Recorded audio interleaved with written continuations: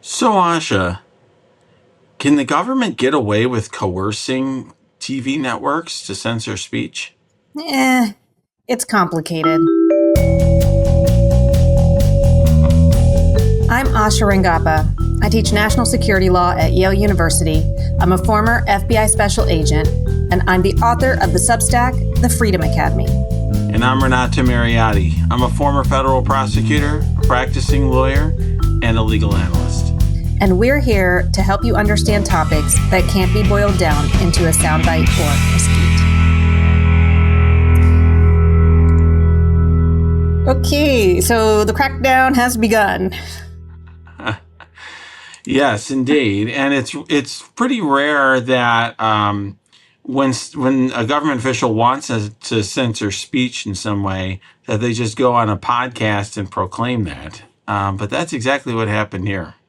Yes, so I think we probably do not need to get our listeners up to speed on the events of the last week, the tragic murder of the right-wing activist, influencer, podcaster Charlie Kirk, which caused a lot of outrage, and then I think kind of a lot of firestorm over, a lot of polarization. Let's just put it that way, which has resulted in a lot of policing of how people are responding to this, and that sort of came to. A lot of people have been fired, for example, for things that they have posted on their social media by their employers. And we can talk a little bit about that too, and whether what the legal parameters are around that. But it came to a head last night. We're recording this on Thursday morning, where Jimmy Kimmel, and was this on his show last night? Was it like it was a show the night before, I think, because before. He didn't air last night. Yeah, Correct. So he had a clip about the Kirk murder and Trump's, there was a clip on how Trump was responding, and then he made some comments about the shooter. And in response, the FCC chair, Brendan Carr, went on a podcast, I don't even know who these people are. Benny Johnson podcast. Johnson show. Mm-hmm. Yeah, Benny Johnson show, and said that the FCC has remedies, quote, remedies we can look at, end quote. And then he also said, quote, we can do this the easy way or the hard way. These companies can find ways to change conduct and take action, frankly, on Kimmel. Or there's going to be additional work for the FCC ahead, end quote. And shortly thereafter, ABC, or Disney, I guess, has indefinitely suspended Kimmel. Now, that's right. Now, there was an intervening step there, right? Because Nexstar, which owns a very substantial percentage of ABC affiliates, pulled Kimmel's show from over 200 stations. And of course, Nexstar has good reason to be concerned about what the administration is going to think about them, because they're actually trying to acquire another company that owns a lot of other affiliates. And they're actually going to need the Trump administration's approval for that merger. And it's actually a merger that typically antitrust regulators would look at very closely, because there's increased concern when there's monopolization in the media space. And with affiliates in particular, they can, if, for example, let's just say someone owned, in this case, 39% that Nexstar owns of ABC's affiliates, even here at this percentage that they own, they had enough power to essentially force the hand of ABC. And you can imagine if someone owned all of a network's affiliates, they could exert power and essentially control that affiliate's programming, which is, and also extract other sorts of concessions from the network. So this is something where the administration had a lot of leverage over Nexstar and used that leverage to In this case, Carr used that leverage to get ABC to silence Jimmy Kimmel. Right. No, so Nexstar is actually the largest owner of local TV stations in the United States. And it wants to purchase its largest rival, Tegna. And the percentage that you're referring to is the cap that is imposed by the FCC for the reasons that you mentioned, to prevent, a monopoly on our information space. And that cap is 39%. That's the upper limit on the number of households any one company is permitted to reach through TV station ownership.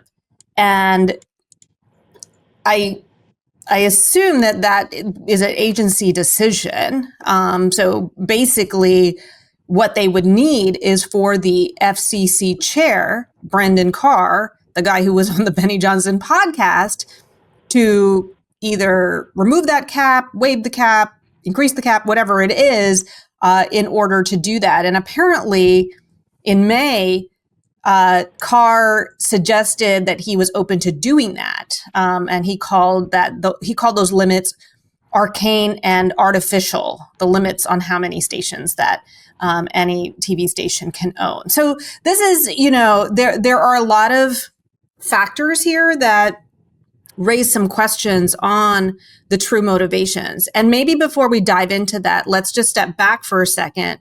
If ABC just on its own was like, Kimmel went too far, we're pulling his show, they can do that. The First Amendment does not apply to private actors. They can control whatever content they want on their network. He's not, he doesn't have a First Amendment right to have a TV show on ABC. So if this was purely private conduct, this would not be an issue. And I think maybe it's helpful to also say that is mostly true for private employers also. Like, private employers can also have their own codes of conduct on, the behavior of their employees, including what they maybe say and express in their own time. And, ideally they would be consistent about that. But, we have seen, for example, employers,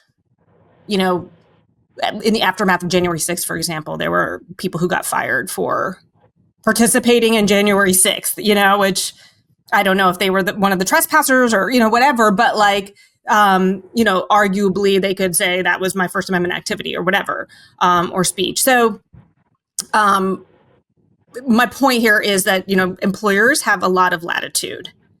So there's not, there could be obviously instances where they may have some kind of, other liability, that the company is acting arbitrarily or something, but I don't think it would be a First Amendment claim. Right. And I actually think it's important. It's an important thing to note because people use the term First Amendment all the time when talking about private action. And in many ways, the fact that the First Amendment doesn't apply to private actors is what keeps us free. Okay. In other words, for example, if I don't support a particular business because of its views on all sorts of things, let's say I don't want to shop at Hobby Lobby because I disagree with their views, I have the right to do that. I have the right to take any kind of action I want versus them. And they, similarly, a private organization, generally speaking, like you said, Asha, has the right to say, hey, we're whatever, we're the, Mormon church. We're going to have our views regarding what people can say in our congregations or things like that. Or a company can just say, we don't support this type of speech or this type of issue. We're going to direct our employees not talk about certain subjects or do talk about certain subjects. That's sort of how, in many ways, how our system is supposed to work. Where things get really complicated and problematic is when the government is going out there and trying to coerce private speakers to say things. Now, you usually don't get, as I mentioned in the beginning, an important agency official going on in a public space and openly admitting, yes, we're going to try to pressure them to do this. It was a very unwise and telling, I would say brazen is how I would put it. Not just unwise, but it's that, he thinks he doesn't have any check on his power. He could do whatever he wants. He's not concerned about any consequences. And, in other contexts, and there, of course, there's been litigation that you and I have discussed in the past where it was, maybe private communications, or it was less brazen than this regarding the coercion by a government actor. Yeah. So interestingly, there was a case that was brought by the state of Missouri, and I think it was another red state as well, against Vivek Murthy, the Surgeon General, and basically the Biden administration, alleging that during COVID, the Biden administration had essentially engaged in censorship in violation of the First Amendment because they were, the Biden administration during COVID had set up sort of this kind of ongoing communication between the social media platforms and the White House in order to kind of identify and flag COVID misinformation. They were very concerned about, kind of the rapidity with which a lot of misinformation was spreading and getting in the way of, people getting vaccines and things like that. And the allegation was that even if the actions taken by the platforms to remove certain content like that, it was being done by the platform, what they alleged was something called jawboning. So jawboning is when the government exerts pressure on a private actor to take an action with regard to suppressing speech, and where that pressure is so coercive that the private entity's actions effectively amount to state action. So it's basically the government doing it because they are acting in this coercive way with this private entity. And so that was the issue that was raised in that case. Now, that went up to the Supreme Court. The Supreme Court ruled against the plaintiffs in that case on standing issues. They basically said that the states had no standing to bring this because they couldn't show that as states they were injured. Like, in other words, they couldn't create the nexus of the injury, even if this was true, against the state of Missouri, for example.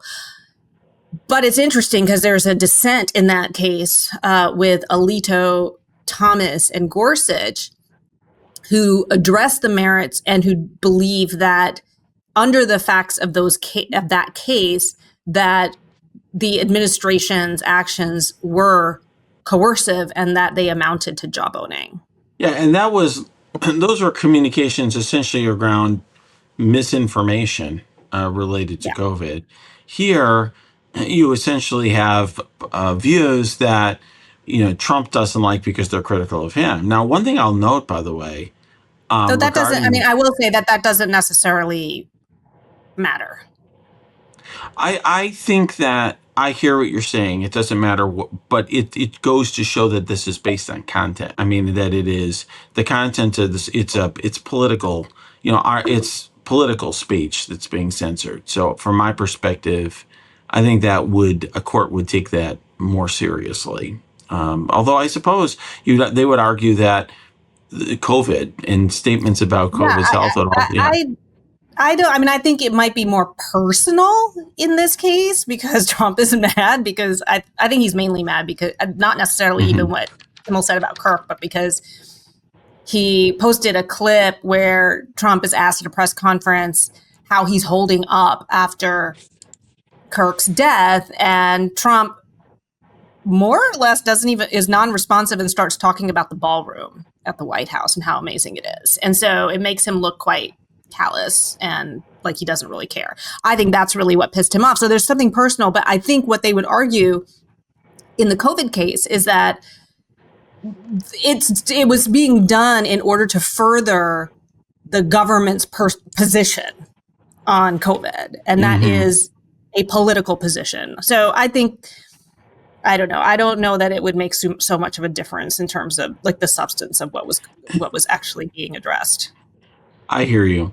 I think one of the things that's a difference between this case, and by the way, I agree with you about what really pissed off Trump. I mean, the statement that Kimmel actually made about Kirk itself, I think I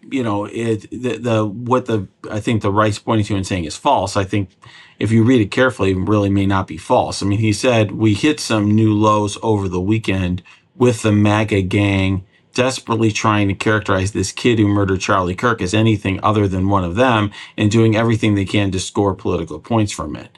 Now, those are Kimmel's words, not mine. I think he was certainly implying that it was a conservative kid who shot Kirk. That, based on the allegations in the charges, is not, and the complaint is not accurate. But he was really focused on how there was a reaction to his death, and that's really what the focus of the speech was. But I think one of the differences here, right, is that the FCC chair was speaking on a podcast. Now, of course, he had to understand that message was going to get back to Nexstar. He had to believe, I'm sure he knew that would happen, but he wasn't talking directly to them. One difference in the Missouri case that you and I spoke to is there was direct communication.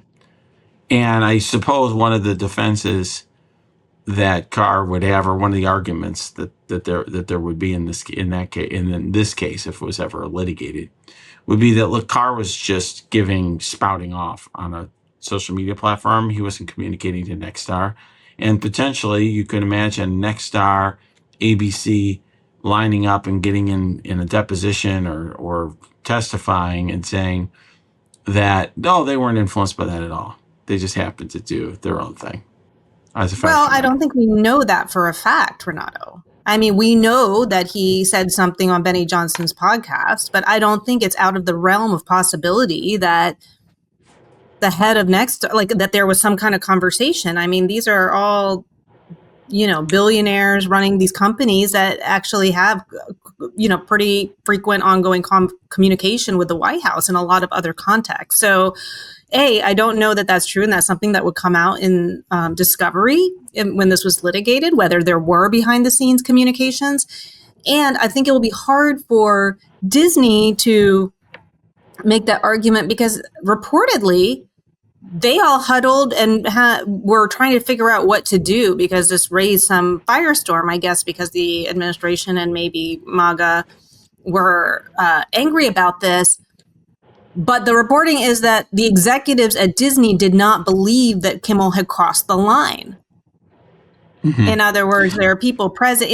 So that gets to, well, this wasn't like something that they would normally take on their own because he did not. I mean, to kind of go back to that original point about employers have their own codes of conduct and what is appropriate.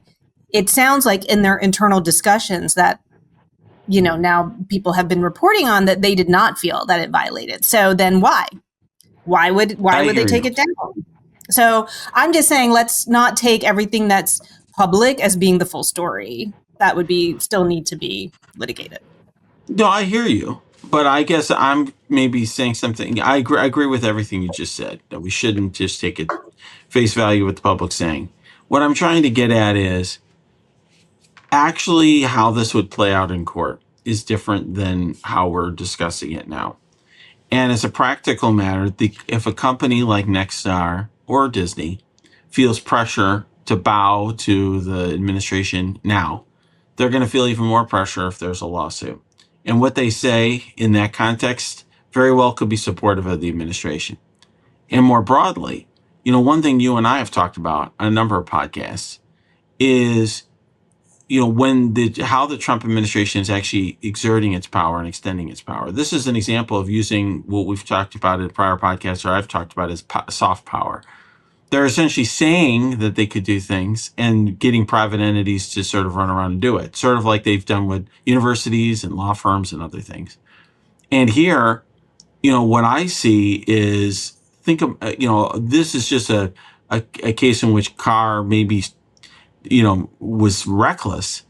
But you could imagine private conversations occurring in other cases, and you and I never having a podcast about it because there's suggestions or insinuations about things, and all we know is that an action was taken, and we don't know. Like Colbert, for example, right? There was a lot of speculation about Colbert, but no one went on the Benny Johnson show to talk about it in advance, and so there's less of a smoking gun than there is in this case. Yeah, and there was also business consideration in that case because there was a merger happening at that point too. I think this case also is different because what Carr says publicly specifically references Kimmel. Mm-hmm. It's not just, ABC needs to get its act together, and clean up its act or something. I mean, it was literally they can do it. They can do it the easy way or the hard way. That is a threat. I'm sorry. I don't know how else you take that. Like, they can either take action on Kimmel the easy way, or they can learn something the hard way. And I am in a position to make things very hard for them to get what they want. I mean, personally, we can just, end this debate maybe because agree to disagree. I think that is, ipso facto coercive. Or a threat. I think, what I'm trying to do is, because a lot of our listeners get very frustrated because you and I'll talk about how things should be in a podcast and then wonder why it doesn't play out that way in practice. And what I'm doing is trying to provide a preview of that. I think of how this would actually play out in a court. Because you have to think that the next star folks are going to come in and be like, oh, we didn't even, we weren't paying attention to the podcast. This is our totally. Are you suggesting that they'll lie? Is that what you're saying? I'm saying that's what they're going to say. I don't know. I'm not going to peer into their hearts and see their motivations. I'm just telling you what I anticipate that they would say. And so then, that makes it a muddied factual matter, right? So I'm just telling you, this is where we're at. And I think this really gets to a broader issue and I want to get to the broader issue here a little bit, Asha, which is, how we think about the First Amendment and free speech more broadly, because of course, this is just the latest thing, right? In the wake of the brutal murder of Charlie Kirk, there was all sorts of efforts, by others to try to, on the right, to try to, engage in campaigns to, get people fired, to harass people and intimidate them, and all sorts of things. And we've definitely gotten into a space. And it's interesting how, depending on which side of the coin these things are, how people's positions on these are. Because of course the right had been decrying cancel culture supposedly for a long time, but I think that beyond, because I think the Kimmel issue is really important, but I think beyond that, I think we really need to be concerned right now about the First Amendment, because I really, from my perspective, what I saw was not just a bunch of people online, but I saw Trump signaling, to his base to silence people, and that they one thing that really bothered me was that there's one person who committed a murder here, as far as we know. One person's been charged. There was the constant messaging from not just from the White House, but from other Republican lawmakers was, they did this to us. They did this to us. Basically trying to say that, make it an us versus them, and say that everyone who is liberal was responsible in some way for this murder. And I think it's very alarming. Yeah, and I think the vice president actually encouraged people to sort of police other reactions. And on that point, Trump tweeted last night that he's declaring Antifa a major terrorist organization. So I just want to make sure that our listeners know that that's not a thing. There's no designation for a major terrorist organization or for a domestic terror organization.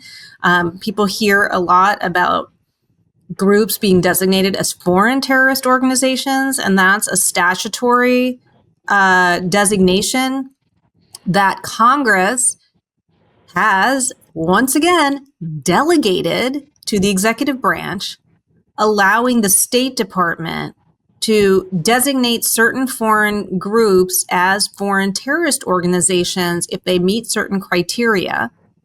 And if an entity is designated as a foreign terrorist organization, then there are certain other statutes that get triggered. So, for example, you can't provide money to those organizations. That becomes material support for terrorism. Terrorist FTO can then, if they're plotting crimes or terrorism, can be subject to national security surveillance, for example. They qualify as a foreign power under FISA. So it is important, but again, the prerequisite for being designated as a FTO is that it's foreign. And, there are free speech implications in that. So, for example, there is a major Supreme Court case called Holder versus Humanitarian Law Project. And this was after the Liberation Tigers of Tamil Eelam were designated as a foreign terrorist organizations. And prior to that, they had been fundraising in the United States. They were designated as an FTO. They actually challenged separately their designation under the First Amendment. And basically there was great deference that's given to the executive branch's determination for that.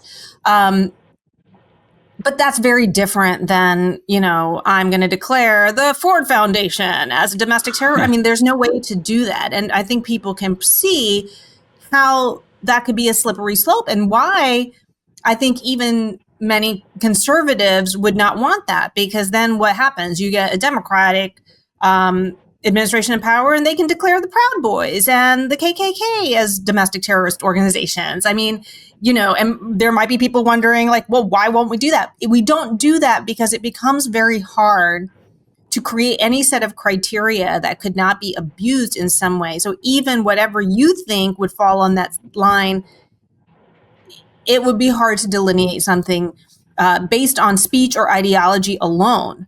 And that's why we make the line when the ideology crosses into criminal activity. So this is all to say that it's not a thing. I mean, and he's going to do an executive order on it and everything, but I just want people to understand that there's no actual legal basis for it. One other thing that I think is worth pointing out that happened this week that kind of ties into this whole subject is the Attorney General of the United States came out and talked about hate speech not being protected by the First Amendment and being prosecutable, which is not a thing. That's just not true. Okay. Just because speech is hateful, it's not necessarily something that the state can do anything about. Okay. When I say the state, I mean the United States government can do anything about. And, generally speaking, the First Amendment has broad protection. And really what is required for prosecution is incitement to imminent lawless action. In other words, the person's about to point a rifle to kill, whether it's Charlie Kirk or someone else, and you're like, do it, like Senator like Palpatine, right? Do it, or trying to incite someone to actually commit an act of violence versus just broadly talking about violence or any sort of hateful act. And what's interesting is in the Attorney General's context, I'm pretty sure that came out of an Office Depot employee who refused to Xerox flyers about, I don't know, it was some vigil or something for Charlie Kirk, and the employee refused to do it. And this made her mad, and she basically threatened that she would go prosecute that person for hate speech, which is this is so dumb because it's not even there's no relation. The person was refusing service, which again may violate Office Depot's policies.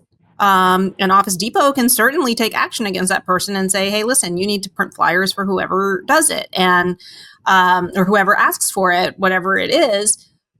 But that is not that's not hate speech, and it's not prosecutable as a crime.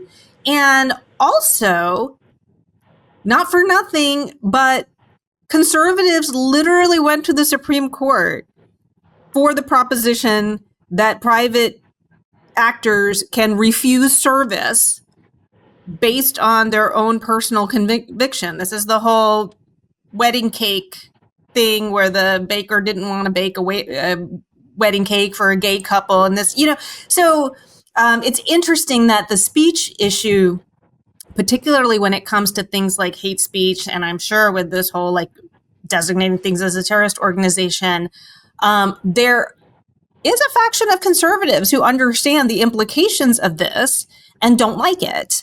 And in recent days, you've seen people like Karl Rove and John Yoo come out and say, yeah, you can't do that. Even the president, I mean, these are, John Yoo is like the poster child for executive power. And, when you've lost John Yoo, you have hit rock bottom if you're in the executive branch. And the Wall Street Journal came out with an editorial that said, can we please remember the First Amendment? So the First Amendment issue is not a right-left issue.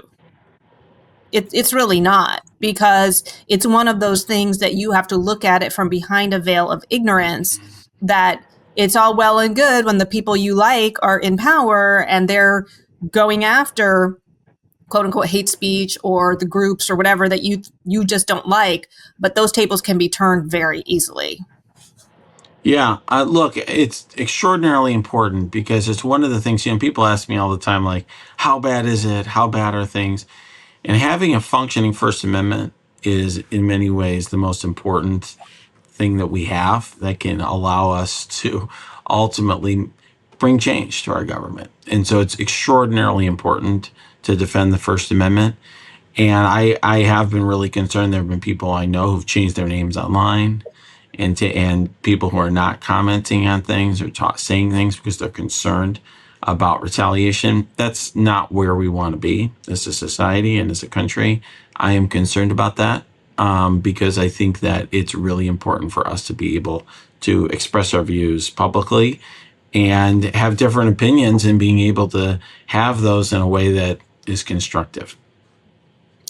Yeah, and just to tie this back to where we started with the potential jawboning of the government with media companies, this is sort of the authoritarian playbook now, which is that state-run media isn't necessarily that the state owns the media channels, but basically that the media outlets work in service of the regime. So if you look, for example, in Russia, the media outlets are quote unquote privately owned, but they're owned by oligarchs who understand that what they need to do is produce content that is favorable to the Putin regime. And so, in addition to having the First Amendment, we also need to be vigilant about essentially what would be state capture of our information ecosystem that then actually doesn't allow for a free exchange of ideas, or that is really blocking certain viewpoints from public view completely. I think it's harder to do because of social media now, but I do think that that's the danger. Yeah, it's something that I'm incredibly concerned about, and in many ways, it is the most important fight that we have in front of us, is to ensure that we have free media, to ensure that we actually have the ability to dissent publicly, because if we don't, I think all of our other rights may be lost. So Renato, also related to the Kirk murder, we know that they apprehended a suspect last week. Fortunately, the father turned his son in after seeing pictures on TV. But we had charges filed on Wednesday. And I'm interested to hear what your thoughts are on the charges. And they're state charges. There's state aggravated murder charges with some other counts in there, as well as some enhancements. I was being asked by some interviewers on, why he's not being charged with terrorism or domestic terrorism. And the basic answer is that there's no federal domestic terrorism statute. We have been talking about this back since like January 6th. And, this debate came up after that. But there are 34 states that have domestic terrorism statutes. Utah's terrorism statutes only address threats of terrorism. They don't address actually killing someone in this kind of setting. So, for example, if Tyler Robinson had called in a threat to UVU, saying that he was going to bomb it while Charlie Kirk is speaking, like that could have been a charge, but it doesn't actually cover this conduct. And I think just to sort of make some connections, we also see that terrorism charges can be dicey because Luigi Mangione, who was charged under New York's domestic terrorism law, his charges were dismissed on the same day that Tyler Robinson's charges were announced. And they were dismissed because that conduct where he shot in cold blood a healthcare CEO just didn't fit the definition of terrorism under the New York statute, which is like with intent to intimidate a civilian population or change a government policy. So I'm just putting that out there because that is a question that's been posed to me so that people understand, why the feds haven't charged him with something, along those lines. I don't know if they can or will. So, I want you to, address that if you think that there's a hook there, but also why the state charges are basically focused on aggravated murder. Good points, good questions. So generally speaking, murder is a state crime, not a federal crime. And that's the case for most violent crimes, whether it's, everything from sexual assault or aggravated sexual assault to, battery or something else. Those are generally state crimes, not federal crimes.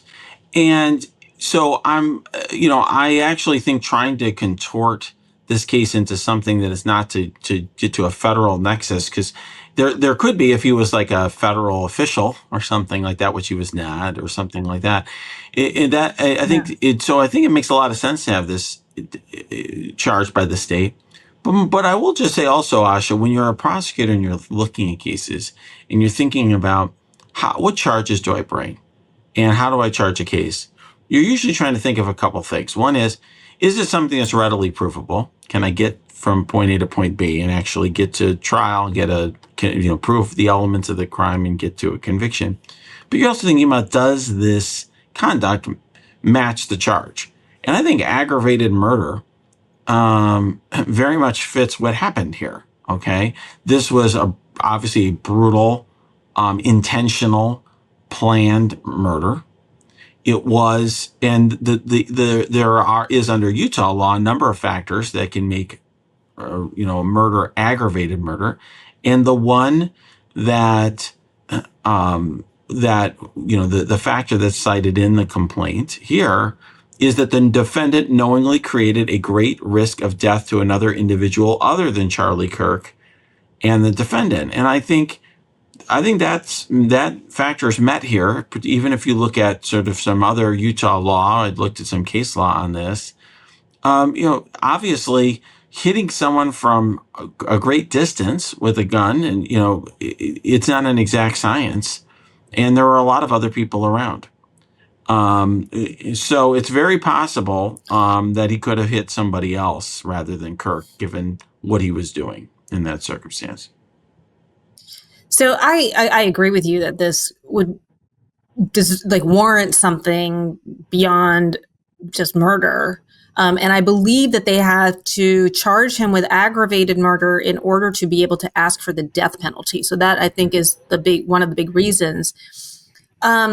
It is really interesting because if you look at all of those factors that would qualify for aggravated murder, there's so many different specific scenarios, and this doesn't fit into any of them except for this one that is pretty general, right? Like the conduct puts someone other than the victim in grave danger. Where I think this gets tricky, though, and where I think there's a loophole for not a loophole, but like an opportunity for the defense, is that this was a single shot fired with a scope.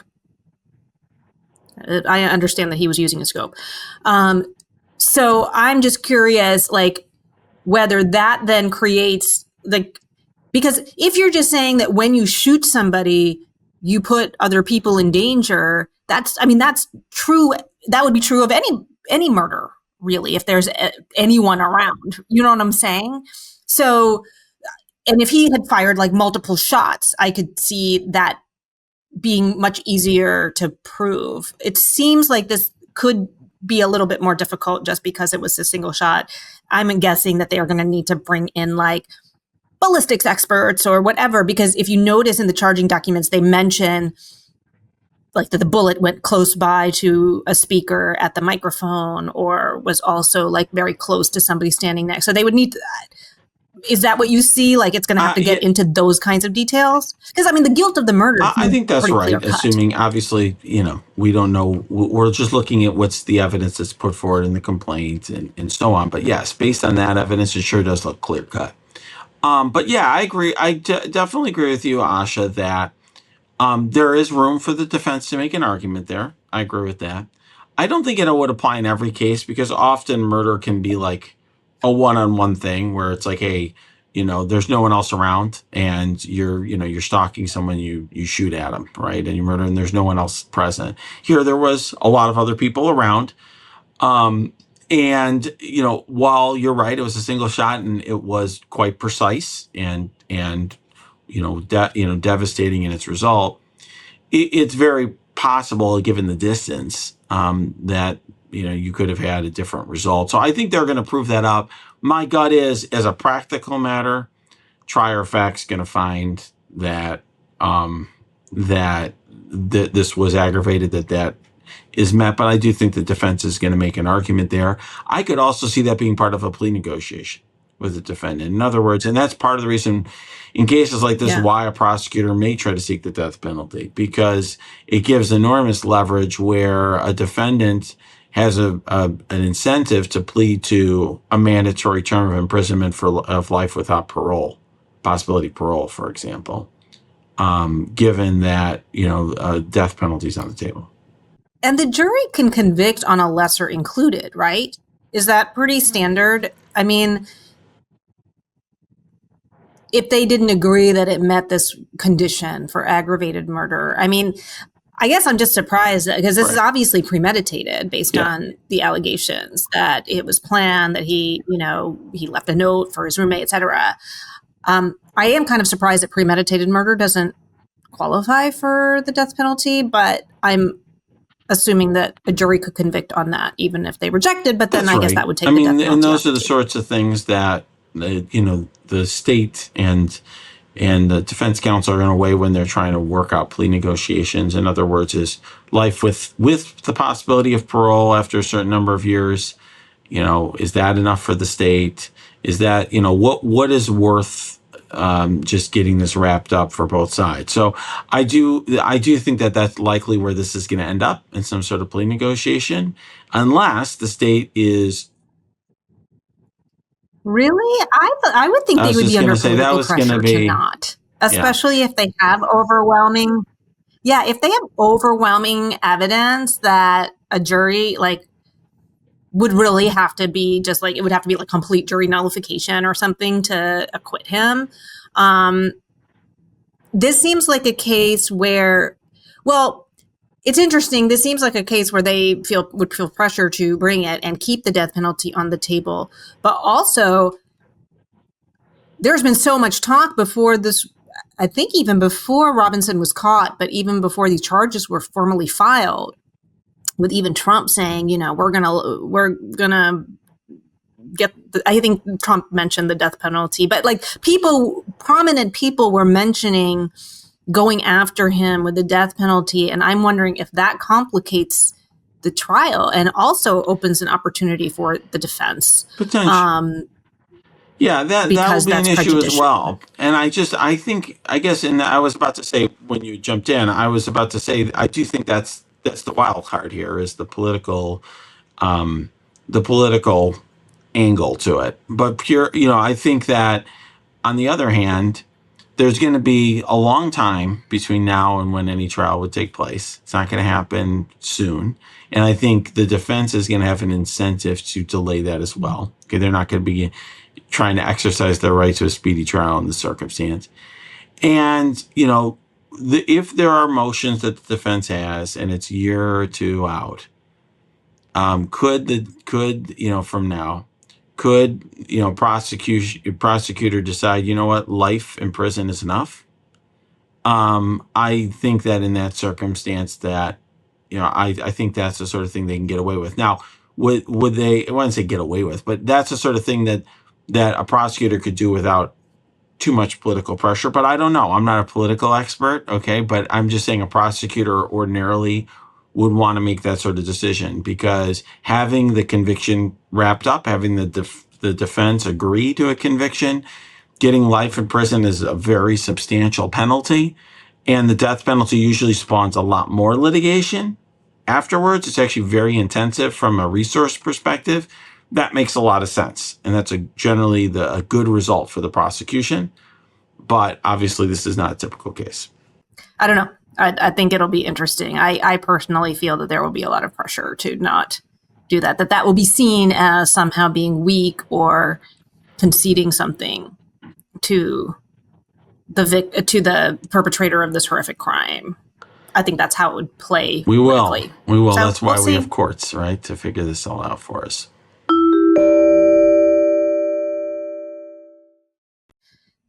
So before we go, Renato, last week we talked a little bit about some of our travel plans coming up, and in that vein, and you talked about potentially going on a cruise in December, but we are doing another happy hour for people interested in and who have already signed up for our cruise next summer. So that's going to be on the 23rd, I believe, coming up next week in the days to come.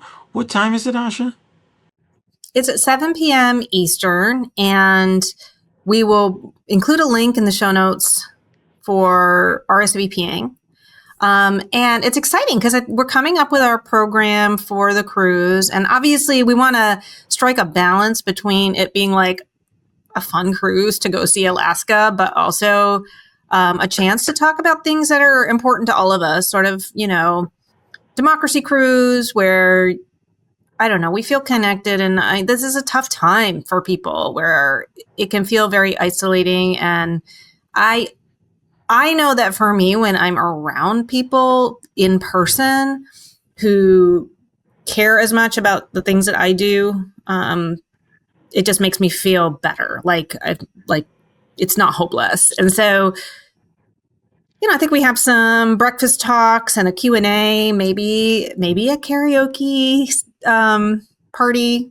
So it'll be fun, Absolutely. I think. Yeah, we've been getting so many excited. interesting suggestions and ideas, and that's part of the reason why we wanted to do another happy hour is get people talking about it, get your feedback. Like, I'm a big karaoke person too, so that could be a lot of fun. Oh, hell yes. You are?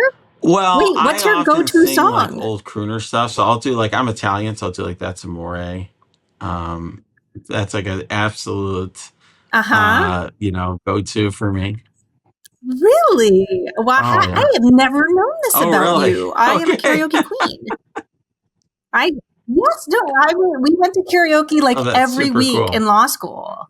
It's too bad that I didn't know that you were a karaoke person. Yeah, my go-tos are. I totally guessed that you were going to say Britney Spears. I totally guessed. I knew. Britney. Yeah. Britney. I also will do some Madonna throwbacks, like Material Girl. So sort of in the same vein. I also do Son of a Preacher Man. That's another.